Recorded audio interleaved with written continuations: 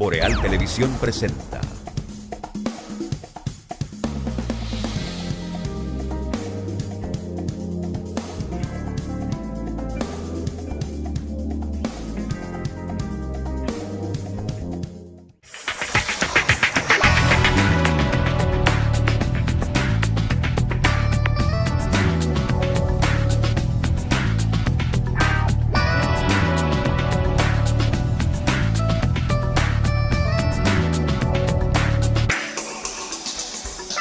Saludos amigas y amigos, muy buenas noches, bienvenidos a EnQ, nueva vez como de costumbre, a través de los canales de Boreal Televisión, 20 en Aster, 76 en Claro, 293 de Win, todos a nivel nacional, igual también en los distintos sistemas de cables municipales del país, y reforzando también la región ubérrima del Cibao, la plataforma del Grupo Medrano. También abrazos a todos ustedes que nos sintonizan fuera de la República Dominicana a través de las distintas plataformas y sistemas de cables de cualquier país del mundo. Señor Benito Cruz, buenas noches, ¿qué tal? Buenas noches, Atahualpa, buenas noches al país y al mundo. Muchas bendiciones y un agradecimiento total por permitirnos entrar en sus hogares todas las noches. Por supuesto, como de costumbre, iniciar el programa con un poquito de agua cascada, que es la calidad del agua embotellada, la garantía de la salud suya y la de su familia. Agua cascada, para sus pedidos, llámese al 809-576-2713 de agua cascada, la calidad del agua embotellada. ¿Qué se cuenta, don Benito? Todo bien, gracias a Dios. La verdad que nuestro país es especial, pero con lo que voy a decir no quisiera que malinterpretaran lo que quiero decir. Unos agentes de la DNCD en el día de ayer fueron abordados por jóvenes que ellos detuvieron, a los cuales atraparon infragante, cometiendo infraganti. En plena acción. En plena acción. Con las manos en la masa. Con las manos en la masa. Y estos le ofertaron un soborno de 50,000 pesos para sobornarlos y que ellos permitieran que ellos siguieran en su accionar. Esto es en Jarabacoa. Vendiendo drogas. Vendiendo drogas. Sí, usted no lo ha dicho. Lo que pasa es que con sus aclarandos Sí, así. Entonces, ¿qué pasa? A ellos resistirse, no aceptar el soborno, se le está premiando. Perfecto, es cierto. Aquí en República Dominicana hay que premiar ese accionar. ¿Por qué? Porque la costumbre no es esa. Esto es lo que yo quiero de hacer notar, que como no es la costumbre, lo correcto, que para eso se les da trabajo, para que trabajen en contra del narcotráfico en el caso de la gente de la DNCD, al igual que los policías, los del ejército, las Fuerzas Armadas, para eso es que se les paga. Pero hay que hacerle un reconocimiento y yo estoy totalmente de acuerdo y aquí lo voy a aplaudir porque eso es muy extraño en nuestro lo país. que pasa es que aquí la excepción es la regla y la regla es la excepción. Increíble. Yo siempre he estado de acuerdo, y el yo está de más, he estado de acuerdo siempre en que se motiven este tipo de acciones y se reconozcan, porque incentivan a otros a seguir ese ejemplo. Hay una parte como usted de los que dicen, bueno, pero que se le contrató para eso. Sí. Pero eso no es lo normal. Totalmente de acuerdo. Entonces, inclusive sí. Estábamos comentando aquí en la parte de atrás que los demás le van a coger odio a esos dos que tomaron esa actitud. Lo ascendieron porque no vi la noticia. No lo han ascendido porque eso fue ayer todavía. Bueno, pero el encargado del departamento sí está haciendo el reconocimiento de del accionar correcto de estos dos agentes que no aceptaron este soborno. Deben ascenderlo. Deberían, por para lo menos una completar- motivación. Para completar. Los dos sargentos. No dicen los rangos. No dicen los rangos. No dicen los rangos, Bueno. porque tú sabes que cuando son de la DNCD nunca los tratan como con rangos así, sino solamente como agentes de la DNCD. Así debían ser los agentes policiales y eliminar todos esos rangos que tienen carácter militar, que no debió ser nunca, pero Trujillo le quiso dar un carácter militar a la policía. Sí, La policía es un cuerpo civil armado. así es. No debía tener rango de general, mayor general y todas esas cosas. No, hombre, no, eso no debía ser. Miren, hoy es un día que debía ser de tristeza para la humanidad, porque dio comienzo a lo que ha significado todo el tiempo, a partir de ahí, una amenaza permanente para propiciar la desaparición de la raza humana o de la vida yendo más allá en este planeta Tierra. El 5 de agosto del año 1945 se produjo el primer uso de la energía atómica, comenzando la era nuclear con el lanzamiento de la bomba que se denominó Little Boy, o sea, pequeño o niño pequeño, ¿verdad? Que usted habla Little inglés. Boy, sí. El Little Boy, desde un avión que se le había puesto también por parte de los tripulantes, el Enola Gay.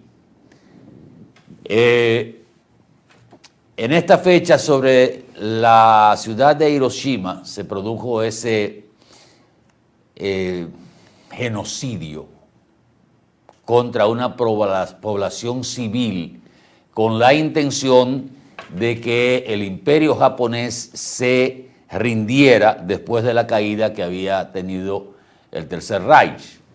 Siempre se ha discutido si el imperio japonés estaba en condición, que era parte del eje, si estaba en condición de seguir la lucha o estaba preparándose para una rendición condicionada.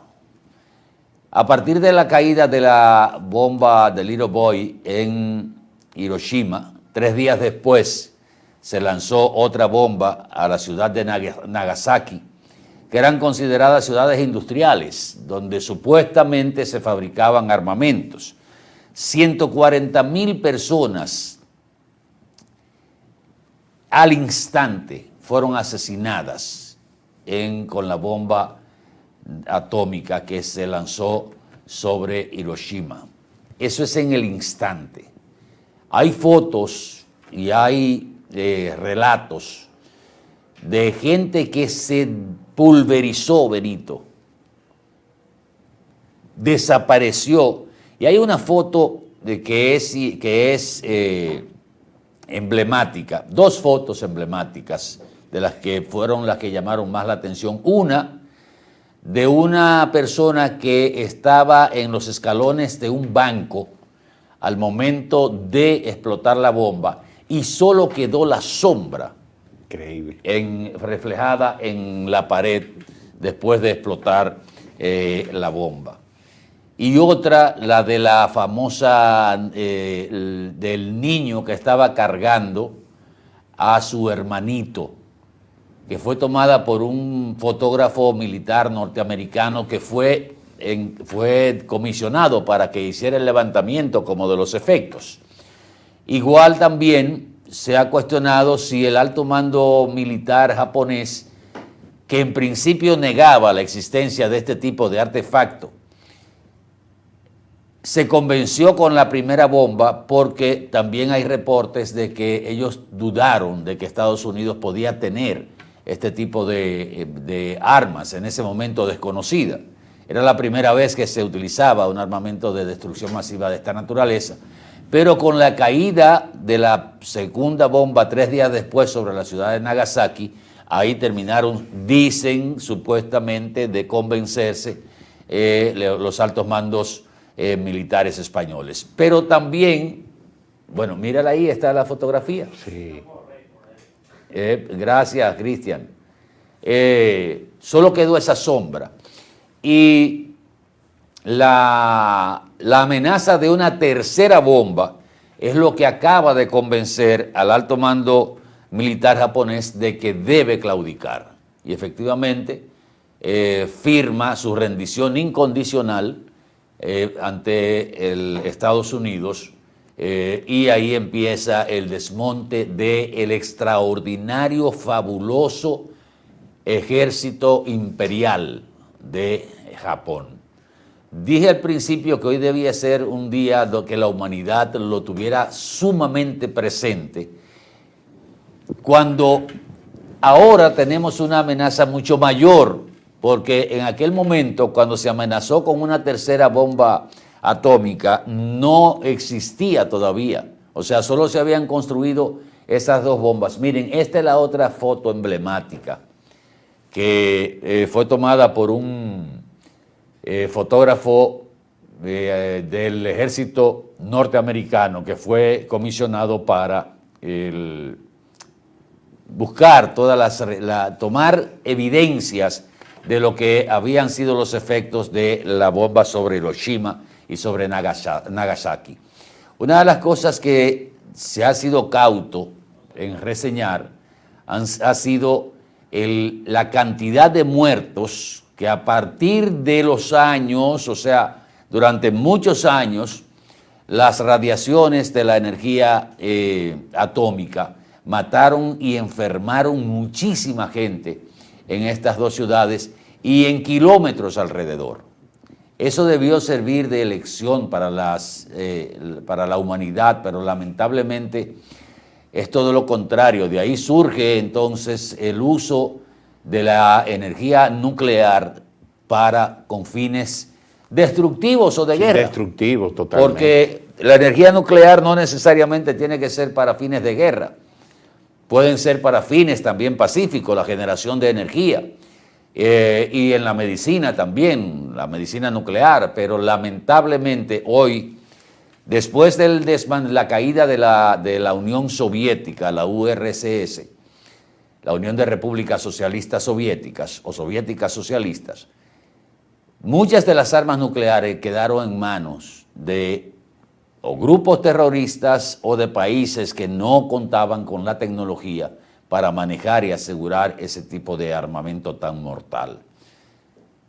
Recuerdos para las víctimas del 5 de agosto del año 1945 en Hiroshima y Nagasaki.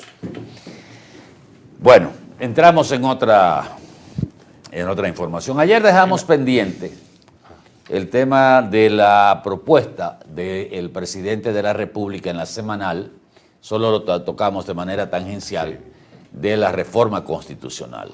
¿Qué usted opina de eso, Benito? Yo entiendo que definitivamente hay que hacer algo, porque cada vez se va con el desarrollo que va teniendo el mundo y las necesidades que tenemos. Se necesita obligatoriamente una reforma, no solamente de la Constitución, en todo sentido se necesita una reforma porque ya no estamos trabajando con 10.000 personas, estamos trabajando con millones de personas y cada vez estamos recibiendo más influencia de otros estados. Entonces yo entiendo que debe haber una reforma, de que se debe hacer un consenso perfecto. No, yo lo que veo mal de todo esto es que la oposición solamente hace oposición, no hace propuestas.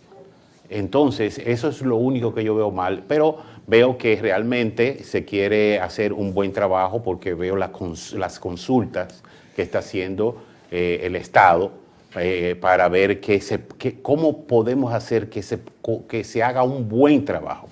Miren, las propuestas, a grosso modo, que se hizo en la presentación de ayer, hay con las que uno está de acuerdo y otras, sobre todo el tema de la unificación de las elecciones, ya yo he planteado mi posición en ese sentido, claramente no estoy de acuerdo, pienso que es un retroceso y lo que se logró en principio como un aporte a la democracia con la separación de las elecciones congresuales, municipales y presidenciales, para evitar lo que era el arrastre, estamos retornando a 1994, cuando fueron las últimas elecciones que se hicieron de manera conjunta.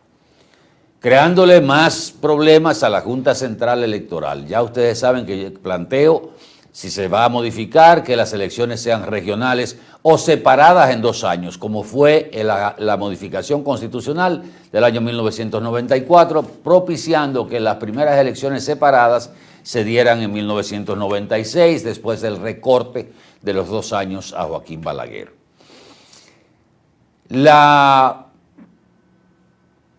El blindaje para la forma y el tiempo de gobernar de un periodo presidencial,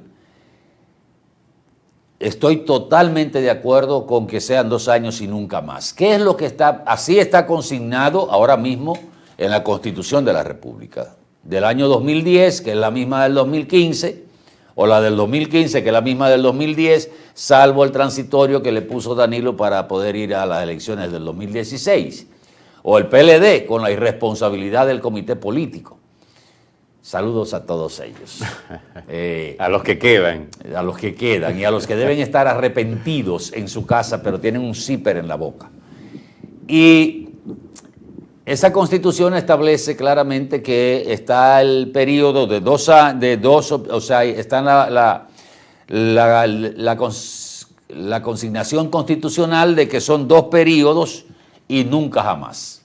¿Qué busca el presidente? Que eso que está ahí se le agregue a través de un artículo que sería ampliar el artículo 268 de la Constitución de la República para que se incluya que bajo ninguna circunstancia cualquier modificación de la Constitución de la República puede versar sobre la forma y el tiempo de elección del presidente. ¿Qué significa eso? Que ningún presidente, ningún partido que tenga lo que tiene hoy, o sea, lo que va a tener a partir del 16 de agosto el Partido Revolucionario Moderno, porque cuente con las 3/4 partes, como va a tener el PRM a partir del 16, de la matrícula del Congreso, pueda modificar fácilmente otra vez, como se han hecho 31 de las 40 veces que se ha modificado la Constitución de la República. 31 veces ha sido para el tema de la reelección presidencial. Y siempre ha habido un motivo político. El presidente tiene ahora mismo una oportunidad, y creo que la está aprovechando, para dejar un legado. Número 1, tomar la decisión de respetar la Constitución con la que él fue electo. Número 2, no utilizar el argumento que han utilizado otros para modificar la Constitución y él poder ir otra vez a una candidatura presidencial. Ayer el presidente confirmó algo que es sumamente importante. Para evitar que se entienda que esa reforma constitucional puede hacerse para beneficiarle a él, para un posible retorno, se le va a poner un transitorio a la Constitución, tal como el transitorio de Danilo Medina, donde el actual presidente, que se llama Luis Abinader, no puede volver nunca jamás a ser candidato ni presidente de la República.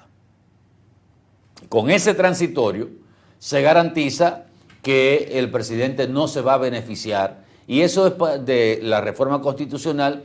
Y entiendo que esa decisión del presidente de la República de que se incluye ese transitorio está enmarcado para darle credibilidad al proyecto de reforma constitucional.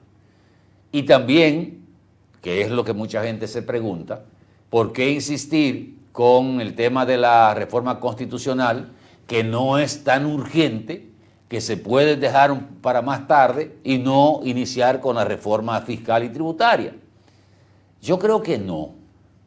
Creo que la intención del presidente al iniciar la cadena de reformas con la reforma constitucional tiene un motivo bien pensado. ¿Sabe cuál es, Benito? Si yo modifico la Constitución para no beneficiarme utilizando la mayoría absoluta que tengo en el Congreso de la República, y me prohíbo a mí mismo volver a ser presidente, no solo no poder presentarme en el 28, sino el no poder volver a ser presidente nunca jamás de la República, estoy enviando el mensaje de que yo estoy haciendo una reforma al Estado, no para beneficiarme, sino para que las próximas generaciones puedan vivir en un país mejor. Entonces, al hacer esta reforma constitucional con ese mensaje, valida lo que podría ser un trago más amargo o un trago amargo, lo de la reforma fiscal. Porque se vería también, bueno, el presidente está empeñado en hacer cambios en el régimen tributario, hacer cambios en el régimen de salud a través de la Ley de Seguridad Social, hacer cambios en el régimen electoral también. Entonces, todo esto va a validar esta reforma constitucional. El criterio es validar lo otro, y me parece excelente el mensaje que se está dando. El caso de la elección o el nombramiento del Procurador General de la República, sacar al Procurador General del Consejo Nacional de la Magistratura, que sea para que éste quede conformado por 7 miembros, que serían prácticamente los mismos que ahora lo conforman, menos el Procurador General de la República. ¿Quiénes serían? El Presidente de la República, el Presidente del Senado y un senador de la bancada correspondiente a la segunda mayoría, el Presidente de la Cámara de Diputados y un diputado de la segunda mayoría, el Presidente de la Suprema Corte de Justicia, un juez de la Suprema Corte de Justicia. Esos serían los 7 que conformarían el Consejo Nacional de la Magistratura, excluyendo entonces al Procurador General de la República, que sería ratificado, no nombrado, sino porque la postulación del Procurador General de la República le corresponde al Presidente de la República, que quedaría en ese sentido. ¿Qué sería la diferencia? Que el presidente no podría nombrarlo por decreto, sino proponerlo ante el Consejo Nacional de la Magistratura. Y el Consejo Nacional de la Magistratura es que va a valorar su hoja de vida, su hoja de servicio, todo lo que tiene que valorarse para decir sí o no. Ahora, hoy a las 5 de la tarde había una reunión de 50 juristas con el asesor jurídico del Poder Ejecutivo, y me imagino que quizás el presidente pudo haber estado, para tratar el tema de la reforma constitucional, porque hay que llenar muchos pasos. Sí. O sea, eso no es que se va a llevar este borrador y ya la Cámara de Diputados el Congreso lo va a aprobar. Y que tenga aprobación no solamente como una dictadura, sino que haya una especie de comisión. No eso, sino, por ejemplo, queda por definir el tema de si la votación del Consejo Nacional de la Magistratura para ratificar el postulado por el presidente de la República debe ser unánime o debe valerse nada más de la mayoría simple. Como son 7, no hay empate. Pero se establecería que tiene que ser una votación unánime o puede ser con la mayoría simple. Eso hay que definirlo, no lo dijo el presidente. Pero también hay que definir lo que tendría que ver con después de la reforma constitucional, lo que es la ley electoral, de régimen electoral, que hay que cambiarla también. Y ver dónde no choca. Pero aparte de eso, hay que ver si en algún momento uno de estos planteamientos que ha hecho el presidente choca con preceptos constitucionales vigentes en la actual Constitución del año 2015. A mí me parece excelente la idea. Solo no comparto lo de la unificación de las elecciones. Eso es un retroceso. Lo otro con relación el nombramiento de lo que sería un abogado general de la administración pública, y un dato importante que no lo he oído comentar mucho, fue lo que dijo el presidente con relación a los transitorios que hoy forman parte de la Constitución actual. Evidentemente que el transitorio que todo el mundo esperaba que se quitara en base a una negociación era el transitorio que impide a Danilo Medina ser candidato a la presidencia o presidente de la República. Ese, dijo el presidente, todos los transitorios que están hoy en la Constitución de la República se mantendrán. O sea, toda la fábrica de rumores que decían que había una negociación entre Hipólito, Luis Abinader, Danilo Medina para modificar la Constitución, y que se le quitara el transitorio y el nunca jamás a Danilo Medina, todo eso desaparece en el día de ayer con la propuesta del presidente. Danilo Medina, hoy por hoy, está retirado de por vida, con eso que dijo el presidente ayer, si se cumple eso en el Congreso de la República, porque no hay vuelta atrás. Si se aprueba esa... Si se aprueba el transitorio de Luis, si se aprueba mantener el transitorio que le impide a Danilo Medina aspirar a la presidencia de la República, ya no habría ni siquiera una esperanza de que en algún momento determinado el presidente del PLD pudiese armar un equipo para aspirar a la presidencia de la República.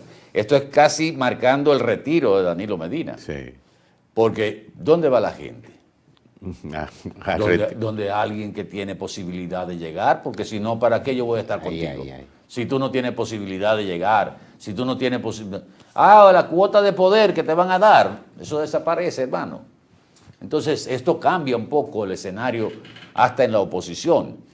Que la oposición diga que hay que consensuar. Bueno, ustedes hagan aporte, vayan a las discusiones, planteen sus posiciones y déjenlas por escrito. Pero no me vengan a mí a hablar de que si no es con consenso sería legítima. No, señor. Hay un mandato de delegación que se dio en las elecciones pasadas. Y eso es como el que no vota. Si usted no vota, no tiene derecho a estar buscando que hagan tal cosa y tal. Usted dejó que votaran. Y usted no votó, usted no participó. Se quedó en su casa. Bueno, pues sigue en su casa. Sí. Ustedes, la oposición, lo que tienen que hacer es hacer sus propuestas, ¿verdad? De acuerdo, no de acuerdo, hacer observaciones, participen.